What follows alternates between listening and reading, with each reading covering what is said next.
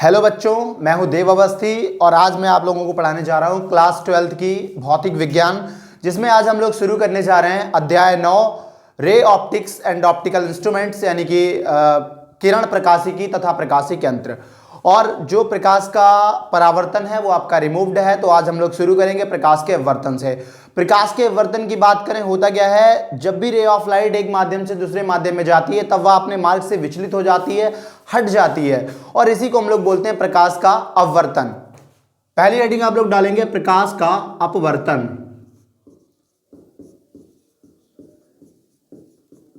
क्या लिखेंगे आप इसमें? जब कोई प्रकाश की किरण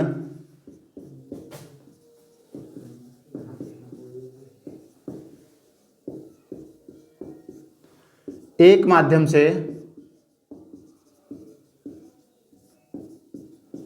दूसरे माध्यम में प्रवेश करती है,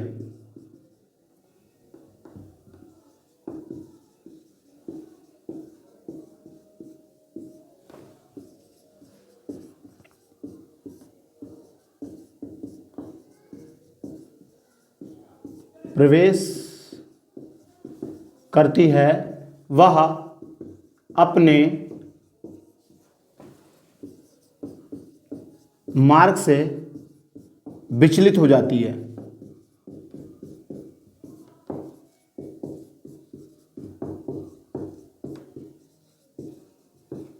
इसे प्रकाश का अपवर्तन कहते हैं। इसे प्रकाश का अपवर्तन कहते हैं।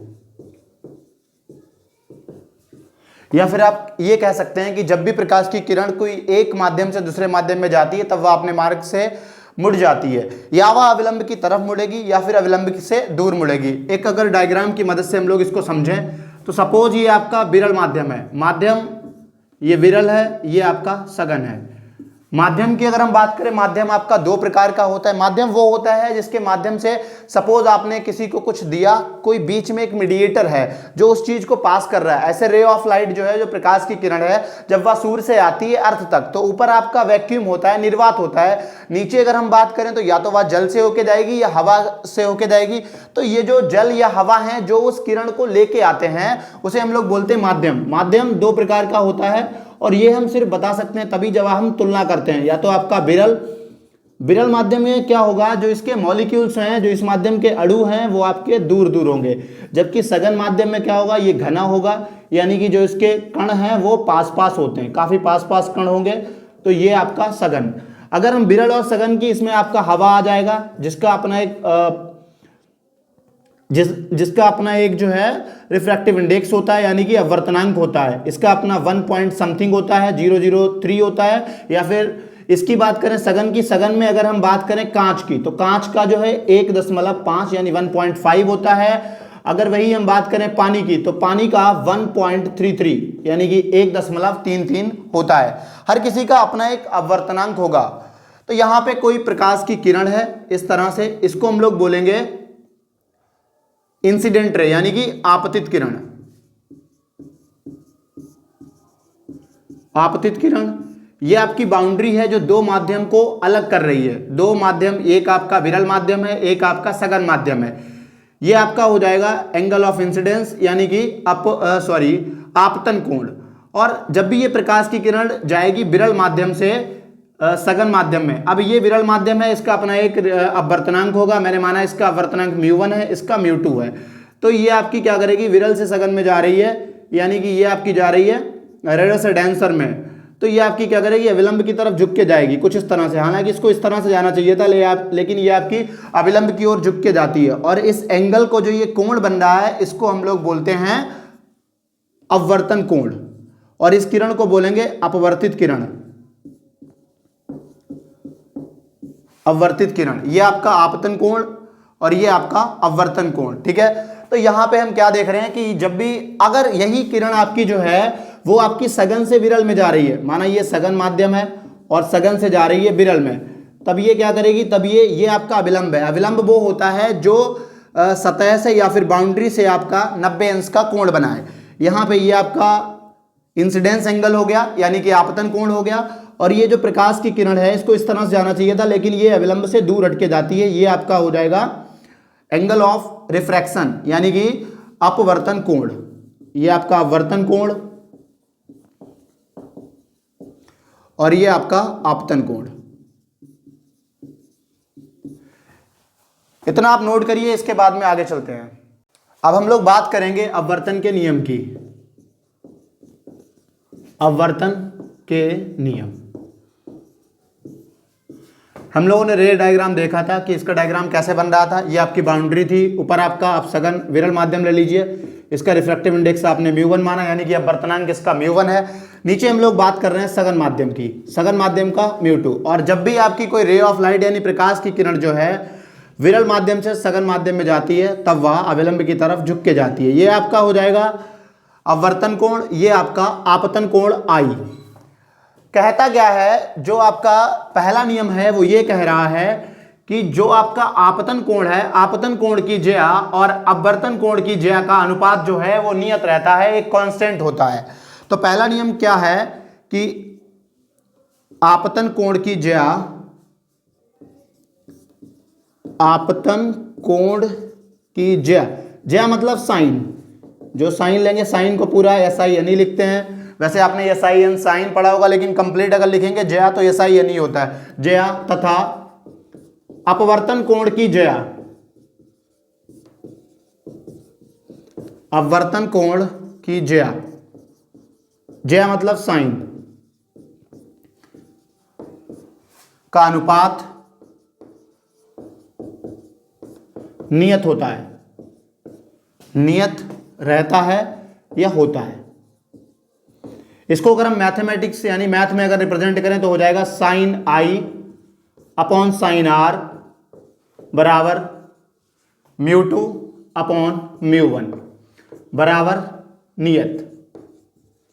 ये जो मान है वो नियत रहता है। अगर आप सही मायने में लिखना चाहें तो सही मायने में इस तरह से आप रटेंगे और हो सकता है आप भूल जाएं, लेकिन यहां सबसे अच्छा तरीका क्या है, आपको साइन I लेना है, मतलब ज्या लेनी है आपतन कोण की, और साथ में ही इसमें कौन सा अपवर्तनांक है उसकी गुणा कर देनी है, बराबर हो जाएगा आपका दूसरे माध्यम में क्या है, तो दूसरे माध्यम में जो आपका कोण है वो R है और इसका जो रिफ्रैक्टिव इंडेक्स है यानी कि अपवर्तनांक है वो म्यू 2 है। तो इस तरह से भी आप लिख सकते हैं sine I upon sine R equal to mu 2 upon mu 1। इसको हम लोग लिखेंगे म्यू 2 1। म्यू 2 1 का मतलब है दूसरे माध्यम का पहले माध्यम के सापेक्ष अपवर्तनांक। ठीक है, तो यानी कि दूसरे का निकाल रहे हैं, किसके सापेक्ष निकाल रहे हैं, पहले के सापेक्ष निकाल रहे हैं। दूसरा जो नियम आता है वो क्या कहता है, देखो इसमें हमने देखा कि ये आपकी कौन सी किरण थी, आपतित किरण, आपतित किरण, और ये आपका अविलंब, ये जो लाइन है जो 90 अंश का कोण बना रहा है वो अविलंब है, और ये आपकी है अपवर्तित किरण, अपवर्तित किरण। ये तीनों जो है यानी कि आपतित किरण, अविलंब और आपकी अपवर्तित किरण, तीनों एक ही तल में पड़े रहते हैं या तीनों एक ही तल में होते हैं। मतलब इनका जो प्लेन होगा, जैसे कि ये आपका बोर्ड है, इसे हम 2D प्लेन मान लें, यानी कि कोई तल मान लें, तो ये तीनों एक ही तल में आएंगे। ऐसा नहीं है कि एक आपका बाहर निकल जाए, तीनों इसी तरह से रहेंगे। एक ये इस तरह से आपतित किरण हो जाएगी, ये विलंब हो जाएगा, और ये अपवर्तित किरण, ना कि ये बाहर निकलेंगे, इसके परपेंडिकुलर नहीं होंगे। तो दूसरा नियम यही है कि सभी जिसमें क्या क्या है, आपतित किरण कॉमा विलंब तथा अपवर्तित किरण एक ही तल में होते हैं।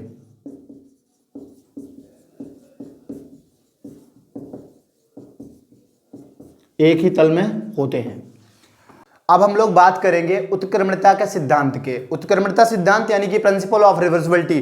प्रिंसिपल ऑफ रिवर्सिबिलिटी सबसे पहले एक एग्जांपल से समझते हैं। सपोज आप मार्केट जा रहे हैं, अब आप कुछ उल्टा सीधा करने जा रहे हैं, रास्ते में आपको पापा मिल गए, तो ऐसे केस में क्या करेंगे, आप वहां शॉर्टकट नहीं देखेंगे, कौन सा रूल है वो नहीं देखेंगे, आप जिस पाथ से आ रहे हैं, जिस रास्ते से आप आ रहे हैं, आप उसी पे लौट जाएंगे। यही कहता है आपका उत्क्रमणिता का सिद्धांत।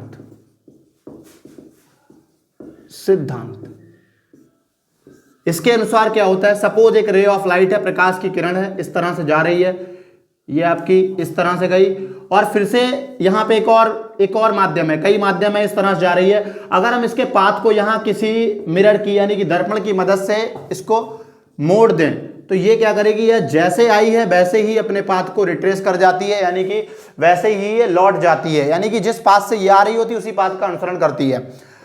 तो उत्क्रमणियता का सिद्धांत क्या कहता है, इस सिद्धांत के अनुसार, इस सिद्धांत के अनुसार यदि कोई प्रकाश की किरण, यदि कोई प्रकाश किरण के पाथ को, के पथ को कई परावर्तन अथवा अपवर्तन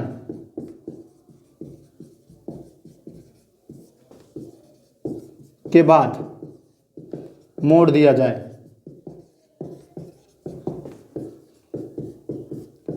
तब यह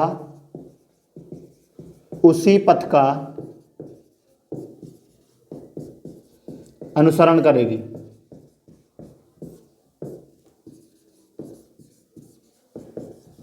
मतलब उसी पाथ को रिट्रेस करेगी।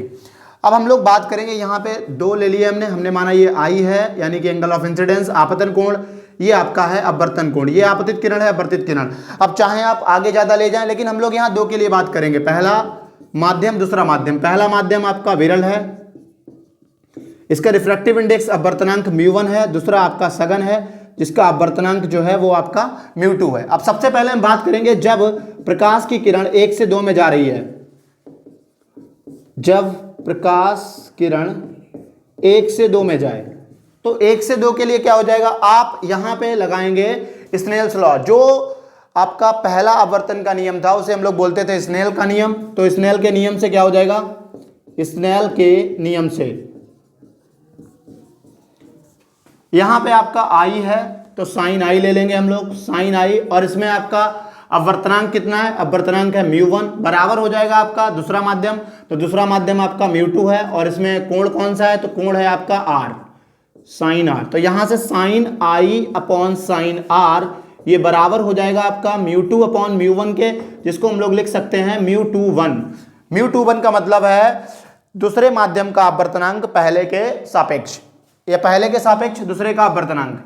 अब इसके बाद में हम बात करेंगे जब ये प्रकाश की किरण दूसरे से पहले में जा रही है, मतलब यहां से जा रही है, इसमें इधर से यहां से मान रहे कि ये इधर रिट्रेस कर रही है, लौट के जा रही है। तो जब प्रकाश की किरण, या जब प्रकाश की किरण 2 से 1 में जा रही है, तो 2 से 1 के लिए क्या हो जाएगा, फिर से हम लोग पहला जो हमें मिल रहा है वो r मिल रहा है, जो हमारा कोण है वो अपवर्तन कोण है, r है यानी कि साइन r, और इसमें आपका रिफ्रैक्टिव इंडेक्स यानी कि अपवर्तनांक है μ2, तो μ2 बराबर हो जाएगा, इधर बाहर की बात करेंगे तो इधर आपका साइन आई है इंटू यहाँ पे जो आपका अपवर्तनांक है वो μ1 है।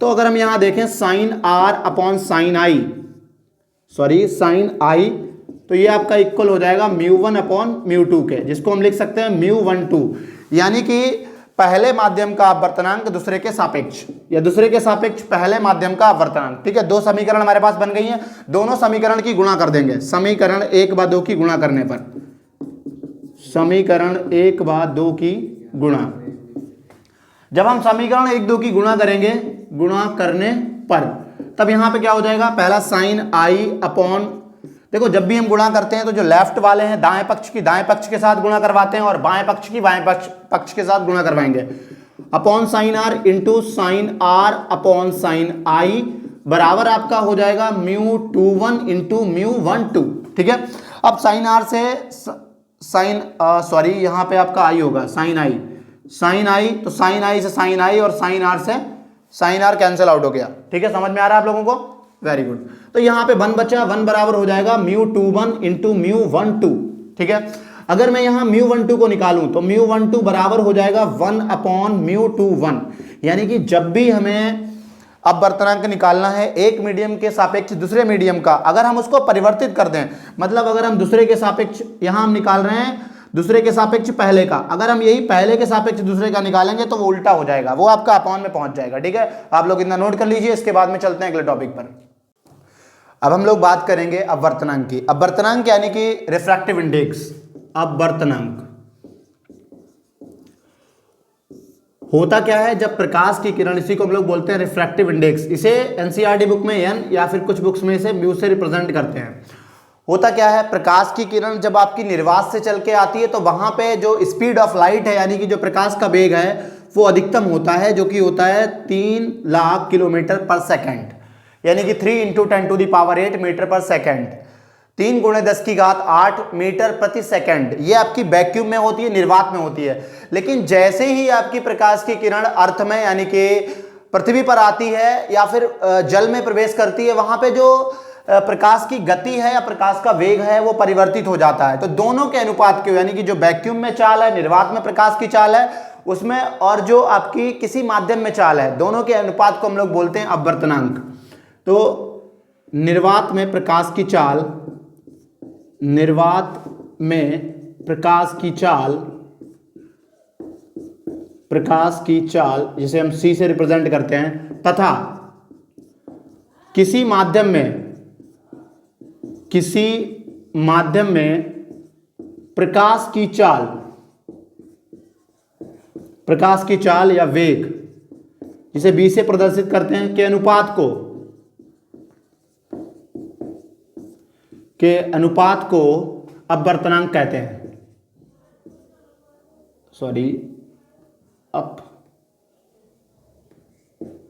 अपवर्तनांक यानी कि रिफ्रैक्टिव इंडेक्स कहते हैं। फॉर्मूला म्यू बराबर C/V, जहां C की वैल्यू आपको हमेशा पता होगी, C = 3 × 10⁸ मीटर प्रति सेकंड। ठीक है, अब इस पे एक आपका क्वेश्चन बनता है। क्वेश्चन आपसे इस तरह से, प्रश्न जो है वो इस तरह से कह देगा कि यदि हीरे का अपवर्तनांक 2.42 है यानी कि 2.42 है, तब उसमें प्रकाश की चाल बताइए, तब उसमें प्रकाश की चाल बताइए या प्रकाश की चाल ज्ञात कीजिए, चाल ज्ञात कीजिए। सिंपल सा फॉर्मूला लगाना है, म्यू बराबर C/V। म्यू बराबर 2.42 है, 2.42 यानी 2.42 बराबर 3 × 10⁸ हो जाएगा। V को आप इधर भेजेंगे, डिवाइड कर देंगे, आपको आंसर मिल जाएगा। अगली हम लोग बात करने जा रहे हैं, 2 से अधिक माध्यम हो तब अगर हमें अपवर्तनांक निकालना है तब उसे हम कैसे निकालेंगे। तो 2 से अधिक माध्यमों का अपवर्तनांक,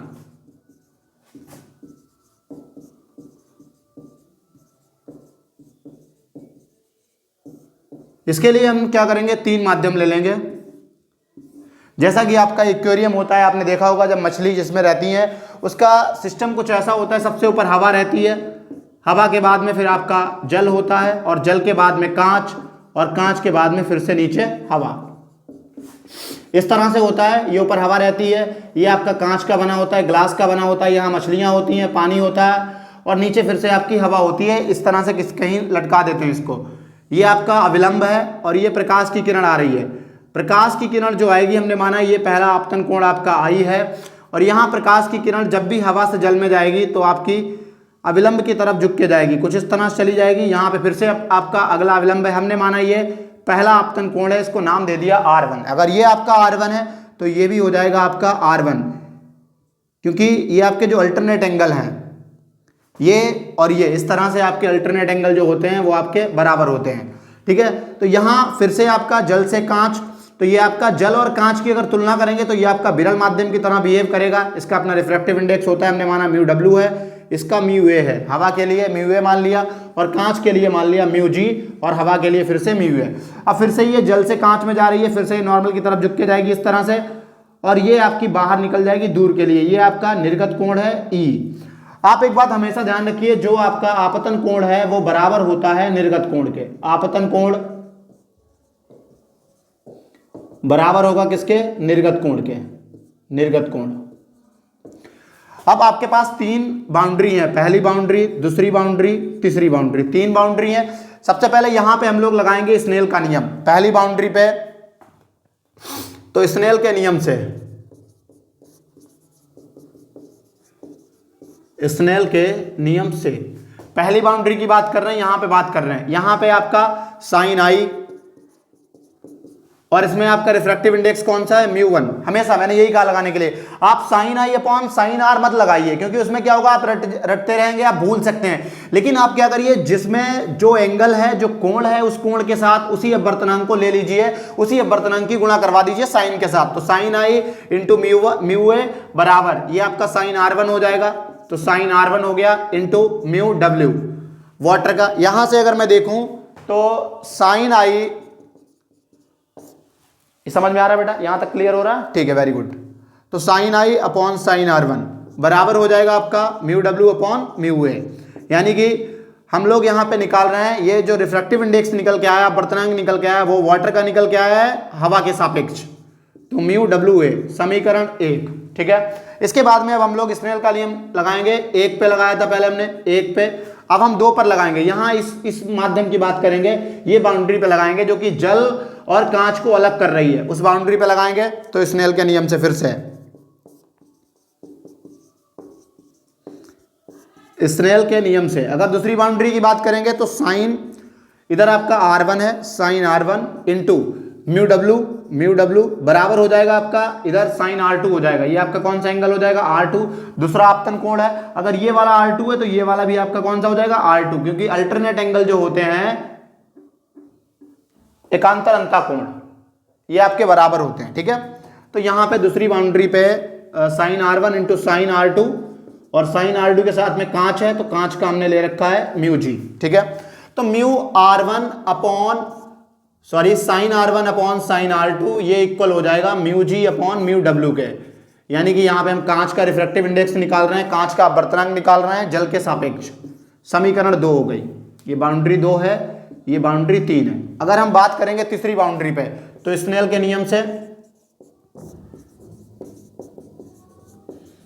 स्नेल के नियम से यहां तीसरे पे आपको लगाना है, ठीक है। तीसरे में साइन R2 है, sine R2 into mu g equal to, यहां पे साइन ई है, साइन ई है, लेकिन साइन ई किसके बराबर है, मैंने कहा जो निर्गत कोण है वो आपका आपतन कोण के बराबर होता है, तो इसको हम साइन आई कर देंगे इंटू आपका म्यू ए। तो यहां से साइन R2 अपॉन में साइन आई बराबर हो जाएगा mu A upon mu G के। यहां पे हमने हवा का रिफ्रैक्टिव इंडेक्स निकाला, यानी कि अपवर्तनांक जो निकल के आया वो ए फॉर एयर का निकल के आया है, किसके सापेक्ष, ये आपका कांच के सापेक्ष, ग्लास के सापेक्ष, ठीक है। ए का मतलब है एयर यानी हवा, डब्ल्यू का मतलब वाटर यानी जल, और जी का मतलब ग्लास यानी कांच, ए फिर से हवा, एयर। इतना आप नोट करिए, ये समीकरण 3 हो गई है। इसके बाद में हम इन तीनों समीकरण की मल्टीप्लाई कराएंगे उधर रफ करके। चलिए अब इनको हम मल्टीप्लाई कराएंगे, तीनों की गुणा करेंगे। समीकरण 1 गुणे 2 गुणे 3, गुणा करने का सबसे अच्छा तरीका है, जो बायां पक्ष है उसे बायां पक्ष के साथ गुणा करवाएंगे, और जो दाएं पक्ष है उसे दाएं पक्ष के साथ करवाएंगे। तो पहला बायां पक्ष हम देख रहे हैं साइन आई अपॉन साइन R1। दूसरे वाले की बात करेंगे, दूसरा वाला है sign R1 upon sine R2, और तीसरा वाला है आपका साइन R2 अपॉन साइन आई। तीनों को देख सकते हैं आप, साइन आई upon R1, sine R1 upon R2, और तीसरा है आपका sign R2 upon sine i बराबर में। पहला आपका निकल के आया है म्यू डब्ल्यू ए, यानी कि वाटर का हवा के सापेक्ष, जल का हवा के सापेक्ष। दूसरा आपका निकल के आया है जी डब्ल्यू, यानी कि जो आपका ग्लास है कांच का, किसके, जल के सापेक्ष। और तीसरा वाला आपके निकल के आया है हवा का म्यू ए, ग्लास के सापेक्ष, ठीक है। तीनों को मल्टीप्लाई करा दिया, साइन आई से साइन आई कैंसिल आउट हो जाएगा, ये कैंसिल हो गया, R1 से R1 कैंसिल हो गया, R2 से R2 कैंसिल हो गए, ये सब आपके कट गए। यहां पे आपका 1 बचा, तो 1 बराबर हो जाएगा म्यू डब्ल्यू ए के इंटू म्यू जी डब्ल्यू के इंटू म्यू ए जी के, ठीक है। अब हमें इसको अपनी तरफ निकालना है। हमें निकालना क्या है कि जल के सापेक्ष कांच का अपवर्तनांक निकालना है। अगर हमें जल के सापेक्ष कांच का अपवर्तनांक निकालना है, इन दोनों को इधर ले आएंगे, तो 1 अपॉन म्यू डब्ल्यू a into mu a g बराबर हो जाएगा आपका म्यू जी डब्ल्यू। अब आपने अभी उत्क्रमणिता का सिद्धांत पढ़ा है, उत्क्रमणिता के सिद्धांत से क्या होता है आपने अभी पढ़ा, म्यू 1 2 बराबर 1 अपॉन म्यू 2 1, यानी कि अगर हम इनके सापेक्ष को बदल रहे हैं, सापेक्ष को बदल रहे हैं तो वो अपॉन में हो जाएगा। अब यहाँ पे अगर हम इसको देखें म्यू ए जी, तो म्यू ए जी को अगर हम देखें इसको हम ऐसा भी लिख सकते हैं 1 अपॉन, क्योंकि 1 से 1 की गुणा करवाएंगे कोई फर्क नहीं पड़ने वाला, तो 1 अपॉन ये कर दिया मैंने, तो यहाँ पे 1 अपॉन म्यू डब्ल्यू ए। और अगर इसका हम रिफ्रैक्ट चेंज कर रहे हैं तो ये क्या होता है, उल्टा हो जाता है, यानी कि जो नीचे है ऊपर पहुंच जाएगा। जैसे यहाँ पे 2 1 है, अगर हम इसको 1 2 करना चाहें, आपस में बदलना चाहें तो ये ऊपर पहुंच जाएगा। वैसे ही यहाँ पे म्यू ए जी जो है ऊपर पहुंच जाएगा, तो ये आपका क्या हो जाएगा, म्यू जी ए बराबर म्यू जी डब्ल्यू। ठीक है, तो यहां से हम कह सकते हैं म्यू जी डब्ल्यू आपका निकल के आया mu g a upon mu डब्ल्यू ए। ठीक है, इस पे एक क्वेश्चन आता है, एक न्यूमेरिकल आता है। न्यूमेरिकल कैसे आएगा, आपसे कहेगा कि आपको ग्लास का रिफ्रैक्टिव इंडेक्स यानी कि ग्लास का अपवर्तनांक दिया है, आपको जल का अपवर्तनांक दिया है, और आपको आपको कांच के सापेक्ष जल का या फिर जल के सापेक्ष कांच का अपवर्तनांक ज्ञात करना है। तो उसमें आप इसी फॉर्मूले का यूज करेंगे। अगर बाई चांस यहां पे ये आपका क्या है, तो ये है आपका जल के सापेक्ष कांच का अपवर्तनांक, कांच का अपवर्तनांक। अगर बाई चांस आपको निकालने के लिए आ जाए बोर्ड में कि आपको जल का निकालना है कांच के सापेक्ष, तो आप इसको उल्टा कर देंगे, रेसिप्रोकल कर देंगे, जैसे यहां पे उत्क्रमणियता के सिद्धांत के हिसाब से हमने किया है। ठीक है, इतना आप नोट करिए, एक न्यूमेरिकल, उसके बाद में अगले टॉपिक की ओर चल रहे हैं हम लोग। प्रश्न में आपसे क्या कहा गया है, यदि हपा के सापेक्ष जल का अपवर्तनांक 4/3 है, यानी कि ये जो 4/3 दिया गया है वो आपका जल का अपवर्तनांक दिया गया है, तथा हवा के सापेक्ष कांच का अपवर्तनांक 3/2 है, यानी कि कांच का अपवर्तनांक जो है 3/2 दिया गया है। आपसे पूछा गया जल के सापेक्ष कांच का अपवर्तनांक, आपसे किसका पूछा गया है, कांच का पूछा गया, किसके सापेक्ष, जल के सापेक्ष। ठीक है, तो म्यू जी डब्ल्यू आपसे पूछा गया है, आपने भी जो निकाला वो क्या निकाला, म्यू जी डब्ल्यू मतलब ग्लास का, यानी mu g a upon mu डब्ल्यू ए, तो ये आपको निकालना है। जो गिवन डेटा की बात करें, ये आपको 4/3 दिया गया है। 4/3 क्या है, ये आपका है जल का अपवर्तनांक। ठीक है, तो जल का है मतलब अपॉन में हो जाएगा 4/3, और ऊपर क्या है, ऊपर आपसे कहा गया है यदि हवा के सापेक्ष कांच का, मतलब ग्लास का दिया गया हवा के सापेक्ष, म्यू जी ए दिया गया 3/2, ये आपका म्यू जी ए है और ये है आपका म्यू डब्ल्यू ए। तो दोनों जगह हम वैल्यू रख देंगे। यहां पे आपका म्यू जी ए की जगह पे कितना हो जाएगा, 3/2। सॉल्व करेंगे, सबसे लास्ट वाला सबसे ऊपर पहुंचता है, ये दूसरा वाला तीसरे के साथ पहुंचेगा, तो 3 × 3/2 × 4 बराबर आ जाएगा 9/8। अब कई बार बच्चों को कंफ्यूजन होता है, आपको ध्यान रखना है किसका पूछ रहा है, किसके सापेक्ष, उस हिसाब से आप कर सकते हैं, नोट कर लीजिए इसको। इसके बाद में मैं आप लोगों को पढ़ाने जा रहा हूं पूर्ण आंतरिक परावर्तन, total internal reflection. Total internal reflection में क्या होता है पूर्ण आंतरिक परावर्तन में, कि जब भी कोई प्रकाश की किरण सघन माध्यम से विरल माध्यम में जाती है, तो अगर वह किसी ऐसे एंगल पे, ऐसे कोण पे आपतित हो जो कोण आपका जो है वो आपका क्रांतिक कोण से अधिक हो, तब वह प्रकाश की किरण उधर ही लौट जाती है, मतलब जिस माध्यम से वो जा रही है, यानी कि सघन माध्यम में। ठीक है, डायग्राम के माध्यम से अच्छे समझेंगे हम लोग इसको। पूर्ण आंतरिक परावर्तन, टोटल इंटरनल रिफ्लेक्शन, परावर्तन, ये आपकी कोई बाउंड्री है और यहां पे आपका कोई लाइट का सोर्स है, यानी कि माध्यम है लाइट का, इससे प्रकाश की किरण जा रही है, प्रकाश की किरण जाएगी, ये आपका सघन माध्यम है, सघन माध्यम, और इधर ऊपर है आपका विरल माध्यम। ठीक है, विरल माध्यम, ये आपका विलंब है। तो हमें पता है जब भी कोई प्रकाश की किरण सघन माध्यम से विरल माध्यम में जाती है तो वह हमेशा ही अविलंब से दूर हटती है, यानी कि कुछ ऐसे चली जाएगी। अगर हम इस आपतन कोण को थोड़ा सा और बढ़ाएं इस तरह से, तब ये अविलंब पे प्रकाश की किरण क्या होगी, कुछ इस तरह से निकल के चली जाएगी, यानी कि 90 अंश का कोण बनाएगी। और जब हमारा कोण बन रहा हो, यानी कि जो अपवर्तन कोण है वो 90 अंश का कोण हो, तो जो आई एंगल है, यानी कि जो आपका आपतन कोण है, इसी को हम लोग बोलते हैं क्रांतिक कोण। ठीक है, क्रांतिक कोण, क्रांतिक कोण आई। क्रांतिक कोण क्या है, इससे पहले हम लोग बात करें इसकी पूर्ण आंतरिक परावर्तन की, उससे पहले बात कर लेते हैं क्रांतिक कोण की। क्रांतिक कोण यानी कि क्रिटिकल एंगल, कुछ बुक्स में इसको आईसी या कुछ बुक्स में इसको सी से रिप्रेजेंट करते हैं। ठीक है, आईसी और आई। क्रांतिक कोण क्या है, तो वह, या फिर हम कह सकते हैं सघन माध्यम में बना, सघन माध्यम में बना वह आपतन कोण, सघन माध्यम में बना वह आपतन कोण जिसके लिए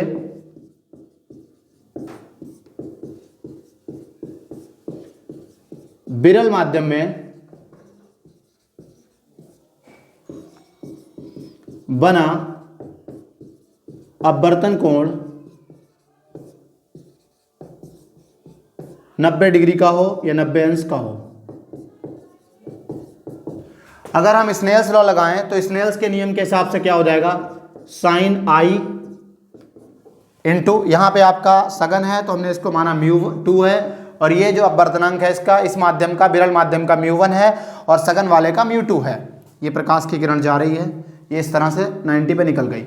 इस पे कई क्वेश्चन आते हैं, प्रिज्म वाले कई क्वेश्चन आ जाएंगे, आपको एक रेक्टेंगल देगा, एक ट्रायंगल देगा, उस त्रिभुज से क्वेश्चन बनेगा एक, तो साइन आई इंटू आपका μ2 बराबर हो जाएगा साइन आर इंटू μ1। ठीक है, तो यहाँ पे साइन आई जो है वो आपका c हो जाता है इंटू μ2 बराबर हो जाएगा साइन आर, जो कि आपका कितना है 90 इंटू μ1। साइन आर अगर साइन 90 हो गया उसकी वैल्यू 1 होती है, तो साइन सी आपका हो जाएगा μ1 अपॉन μ2। अगर ये हवा है, अगर विरल माध्यम को मान लें कि ये हवा है, तो हवा के लिए क्या हो जाएगा, माना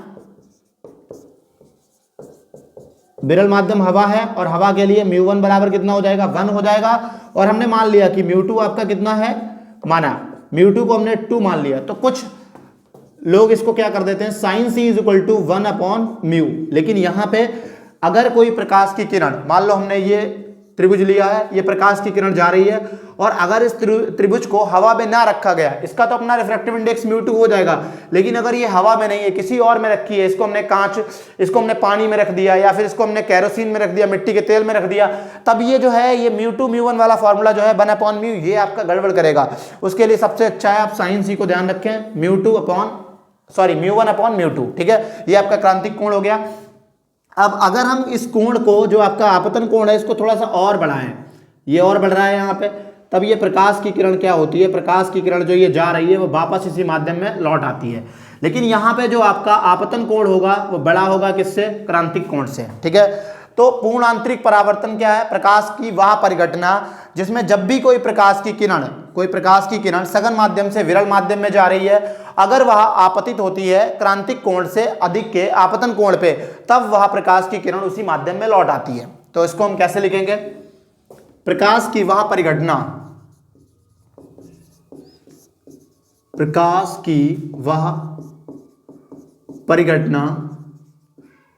जिसमें कोई आपतित किरण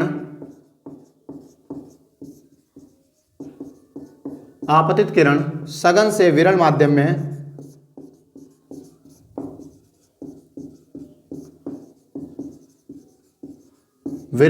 में क्रांतिक कोण से अधिक, क्रांतिक कोण यानी कि सी या आईसी, क्रांतिक कोण से अधिक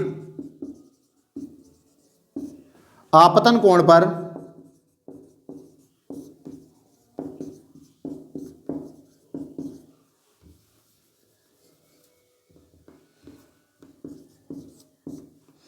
गिरे या गिरती है, तब वह उसी माध्यम में लौट आती है, पूरी तरह से उसी माध्यम में लौट आती है।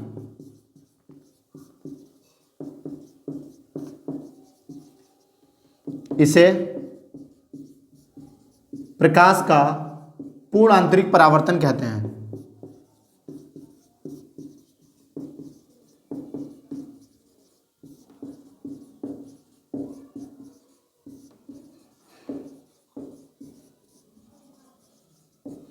नोट कर लें आप लोग इतना। अब मैं आप लोगों को पढ़ाने जा रहा हूं जो अभी हम लोगों ने पढ़ा था पूर्ण आंतरिक परावर्तन यानी कि TIR, टोटल इंटरनल रिफ्लेक्शन, उसके अनुप्रयोग। इसमें पहला आपका टॉपिक है रेगिस्तान में मारीचिका। होता क्या है, गर्मियों के दिनों में जो आपकी सड़क है यानी कि जो रोड है उसके जो किनारे की वायु है, पास की वायु है, वो आपकी बहुत ज़्यादा गर्म हो जाती है, जबकि ऊपर वाली ये वायु जो है वो आपकी गर्म हो जाएगी, जबकि ऊपर वाला जो रीजन है, ऊपर वाले क्षेत्र की जो वायु है वो आपकी ठंडी रहती है। अब ऐसे में ये जो ऊपर वाली है ये आपकी सघन की तरह काम करती है, और जबकि सॉरी ये वाली जो है आपकी ठंडी हो जाती है, ये सघन की तरह काम करती है, और ये वाली जो है वो बिरल की तरह काम करती है। ठीक है, मतलब जो वायु, अब इसके जैसे ही वायु गर्म होगी, हवा गर्म होगी, उसके जो कण हैं, अणु हैं, वो दूर दूर हो जाएंगे। जब दूर दूर हो जाएंगे तो वो विरल हो जाएगी, जबकि ऊपर वाली जो हवा है वो आपकी सघन रहेगी, ठंडी रहेगी। अब कोई भी टाल ऑब्जेक्ट है, कोई लंबी वस्तु है, बहुत दूर, मान लीजिए कोई पेड़ है, ठीक है, ये पेड़ है, और इधर कोई ऑब्जर्वर, यहाँ पे कहीं दूर कोई व्यक्ति खड़ा है, ठीक है, ये व्यक्ति इसको देख रहा है। अब इस व्यक्ति को क्या दिखाई देगा, इसे ऐसा लगेगा कि ये जो प्रकाश की किरण इससे आ रही है वो लगातार, कॉन्टिन्यूअसली, लगातार ये आपकी पूर्ण आंतरिक परावर्तन करती हैं, और ये इस तरह से लौट जाती है। अब इस ऑब्जर्वर को, यानी कि जो पर्यवेक्षक है, इसे ऐसा लगता है कि जो ये प्रकाश की किरण है वो कहीं नीचे से आ रही है, वो नीचे से आ रही है, और उसे ऐसा दिखाई देता है कि नीचे जो है पेड़ जो है वो कहीं आपका नीचे बना है, यानी कि इस तरह का भ्रम जो है इसमें उत्पन्न होता रहता है। उसकी मेन वजह है पूर्ण आंतरिक परावर्तन। होता क्या है, मैं फिर से बताता हूं आपको, गर्मियों के दिनों में जो आपकी रोड के किनारे की, सड़क के किनारे की, या फिर पृथ्वी की सतह के किनारे की जो हवा है वो बहुत ज्यादा गर्म हो जाती है। अगर वो गर्म होगी, उसके अणु दूर दूर हो जाएंगे, दूर दूर हो जाएंगे, वो बिरल की तरह बिहेव करेगी, व्यवहार करेगी, जबकि ऊपर वाली जो हवा है वो ठंडी रहेगी। अब कोई भी ऑब्जर्वर यानी कि पर्यवेक्षक है, पर्यवेक्षक, इसे ऐसा लगता है जब भी प्रकाश की किरण किसी लंबी वस्तु से आती है जमीन की तरफ, तो वो आपकी पूर्ण आंतरिक परावर्तन करती है, यानी कि वो आपकी सघन से विरल में जाएगी, फिर से वो उसी मीडियम में लौट जाएगी, क्योंकि कोण जो है वो लगातार आपका बढ़ता रहता है। अब ऐसे में जो पर्यवेक्षक है उसे ऐसा लगता है कि प्रकाश की किरण कहीं नीचे से आ रही हैं, जहां पे इसकी वस्तु, जो भी आपकी वस्तु है, उसका एक प्रतिबिंब बनता हुआ दिखाई देता है, जो कि वास्तविक नहीं है, ये आपका आभासी होता है। समझ पाए आप?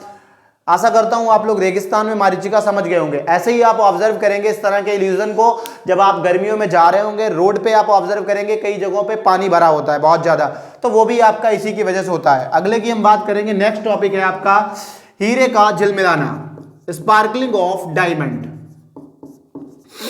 हीरे का झिलमिलाना, ठीक है, sparkling of diamond, sparkling of diamond. जो डायमंड है, जो हीरा है, वो आपका जो उसकी चमक होती है, जो झिलमिलाहट होती है, वो सिर्फ उसके क्रांतिक कोण की वजह से होती है। हीरे का जो रिफ्रैक्टिव इंडेक्स है, अपवर्तनांक है, वो 2.42 होता है, जबकि क्रांतिक कोण की अगर हम बात करें वो बहुत कम होता है। और इसका जो सबसे बड़ा, जो इसका बहुत बड़ा मोटिव है, या फिर जो इसका मेन रीजन है, कारण है झिलमिलाने का, वो होता है इसकी कटिंग। जो आपके जौहरी हैं वो उसको किस तरह से काटते हैं, उसकी कटिंग पर निर्भर करता है। इसका क्रांतिक कोण बहुत कम होता है, 24 डिग्री होता है। जैसे ही प्रकाश की किरण हीरे में प्रवेश करती है, तो क्रांतिक कोण कम होने की वजह से वो उसके अंदर घुस जाती है, और वो लगातार उसकी दीवार से, हीरे की दीवार से टकराती रहती है, और जहां जहां वो टकराता है वहां वो झिलमिलाहट जो है प्रोड्यूस करता है, पैदा करता है। यही वजह है कि हीरा आपका जो है वो झिलमिलाता है। उसकी वजह है उसका क्रांतिक कोण और पूर्ण आंतरिक परावर्तन, क्योंकि हमें पता है कि पूर्ण आंतरिक परावर्तन में कोई प्रकाश की किरण एक बार अंदर घुस गई, अंदर एंटर कर गई, अंदर प्रवेश कर गई, तो ऐसे में वो लौट नहीं पाती है, बल्कि उसकी दीवारों से ही टकराती रहती है और लगातार जो है झिलमिलाहट पैदा करती रहती है। सेकंड, थर्ड है आपका, थर्ड मैं थोड़ा सा रफ कर लूं, उसके बाद मैं उधर पूरा डीपली डायग्राम बना के समझाता हूं। अब हम बात करने जा रहे हैं पूर्ण आंतरिक परावर्तन के एक सबसे अच्छे अनुप्रयोग की, जो कि है आपका प्रकाशिक तंतु, यानी कि ऑप्टिकल फाइबर। ऑप्टिकल फाइबर की अगर हम बात करें, यानी प्रकाशिक तंतु की बात करें, इसमें दो माध्यम होते हैं। एक आपका बीच वाला है जिसे हम क्रोड बोलते हैं या फिर कोर बोलते हैं, जबकि बाहर उसके ऊपर एक लेपन किया जाता है, यानी कि अभिपट्टन, जिसे हम लोग क्लैडिंग बोलते हैं। अंदर वाले का जो रिफ्रैक्टिव इंडेक्स है, यानी कि अपवर्तनांक है, वो ज्यादा होता है, बाहर वाले का कम होता है। मतलब पूरा कॉन्सेप्ट आप समझ पा रहे होंगे कि अगर अधिक, यानी कि ये सघन हो जाएगा, बाहर वाला विरल हो जाएगा। अगर कोई भी प्रकाश की किरण सघन माध्यम से विरल माध्यम में जाती है और उसका जो आपका कोण है, कौन सा कोण, यानी कि आपतन कोण अगर वो क्रांतिक कोण से अधिक है तो वो उसी मीडियम में लौट जाती है, उसी माध्यम में लौट आती है। ठीक है, अब इसका यूज हम लोग आजकल बहुत ज्यादा कर रहे हैं ऑडियो वीडियो सिग्नल भेजने में। जितना आपका डेटा ट्रांसफर हो रहा है, मतलब जो आप वाईफाई केबल यूज करते हैं या फिर जो नेट आ रहा है, वो सारा यूज हो रहा है वाईफाई केबल में इसी प्रकाशिक तंतु की वजह से। मैंने इसमें सारा कुछ लिख रखा है ताकि आपको जो आपका टाइम है बहुत ज्यादा कंज्यूम ना हो। मैंने क्या लिखा है, प्रकाशिक तंतु जो है वो पूर्ण आंतरिक परावर्तन की घटना पर आधारित है, जिसकी सहायता से एक प्रकाश सिग्नल को एक स्थान से दूसरे स्थान तक बिना ऊर्जा ह्रास के प्रेषित किया जा सकता है। इसकी एक खास बात और है, इसमें जो डेटा आपका जा रहा है उसे कोई भी चोरी नहीं कर सकता है, कोई चुरा नहीं सकता है। इसमें क्या होता है, क्वार्टज का एक अत्यंत लंबा तथा 10⁻⁻⁴ 10⁻⁴ मीटर मोटाई का एक पतला पाइप होता है, जिसका रिफ्रैक्टिव इंडेक्स μ = 1.7 है। यह पाइप n बराबर 1.5 यानी कि अपवर्तनांक जिसका आपका 1.5 है, यानी 3/2 है, वाले एक पदार्थ से लेपित होता है।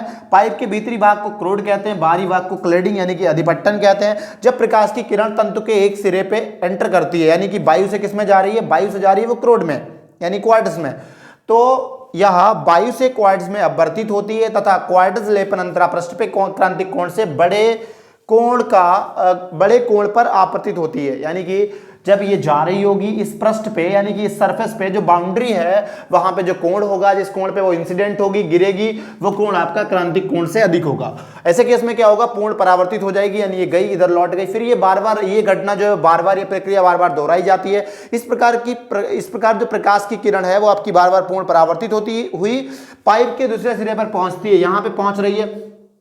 अब यहाँ पे सीन जो है, जिस सीन से वो एंटर कर गई थी उसका जस्ट अपोजिट होगा। यहाँ पे क्या होता है कि आपका जो क्वार्टज वायु अंतरापृष्ठ है, यहाँ पे क्रांतिक कोण जो है कम कोण पर वो आपतित होती है और बाहर निकल जाती है। और इसका हम लोग यूज करते हैं जितने भी ऑडियो वीडियो सिग्नल्स हैं या फिर डेटा हैं, आप इसको नोट कर लें। मुझे नहीं लगता इसमें कुछ रह गया है, ठीक है, नोट कर लीजिएगा आप लोग।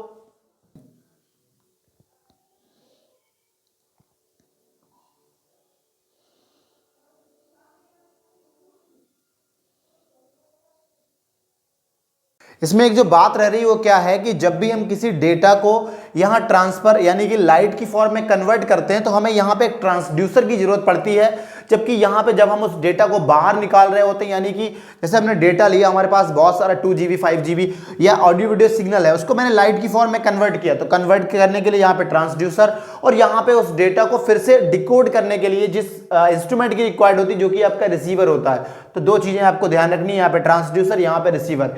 इनकी मदद के बिना हम इसको डिकोड नहीं कर पाते हैं कि जो लाइट सिग्नल है वो लाइट तो है, लेकिन उससे पहले वो किस फॉर्म में था डेटा, ये वो क्या चीज थी। ठीक है, नोट कर लीजिएगा आप लोग, इतना आगे चलते हैं हम लोग।